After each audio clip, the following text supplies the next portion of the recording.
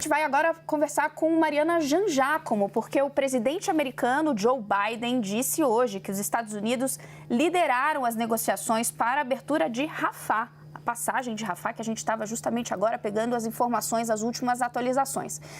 Mariana Jangiacomo, conta pra gente como foi esse posicionamento do governo dos Estados Unidos. Sabíamos que havia uma negociação intensa nos bastidores para que alguns dos refugiados, dos feridos, pudessem começar a deixar Gaza. Isso finalmente aconteceu. Boa tarde, traz pra gente as informações.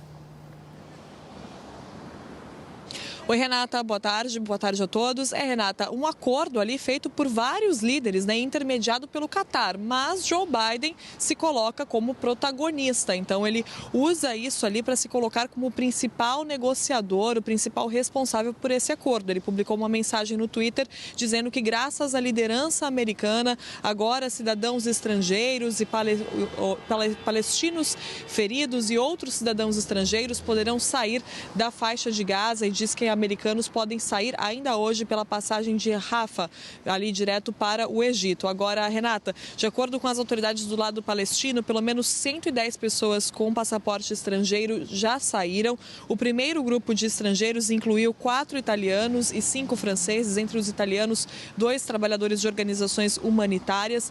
E, de acordo com Joe Biden, então, americanos também devem começar a sair em breve. São 400 cidadãos americanos em Gaza. E Joe Biden sofre muita pressão para conseguir fazer com que essas pessoas saiam de lá. Então, até por isso, ele usa esse acordo que, mais uma vez, foi intermediado pelo Catar, como uma questão política dele, como uma grande vitória política dele, uma grande vitória de negociação, com essa mensagem no Twitter, dizendo que a autorização para que as pessoas saiam pela passagem de Rafah foi graças à liderança americana. É importante a gente lembrar, Renata, que o Egito estava muito relutante em permitir que essas pessoas saíssem, com medo de uma crise de refugiados, com medo da saída de terroristas também. Então foram negociações difíceis que levaram semanas. E agora, então, a gente lembra também que no começo existia a possibilidade para que a saída de cidadãos com passaporte americanos fosse liberada totalmente, e para que houvesse um limite, um número máximo de palestinos saindo por dia. Então até isso foi considerado.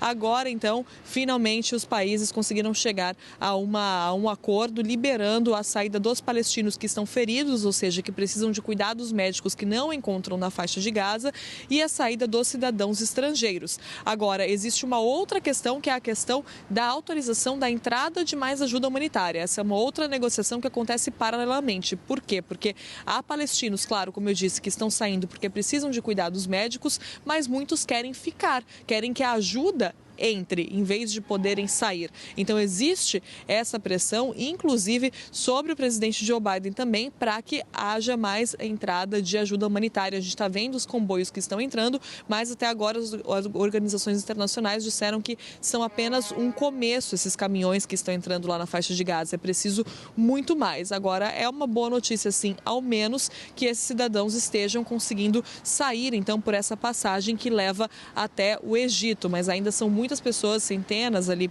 de americanos, também estão milhares de pessoas em geral que precisam sair.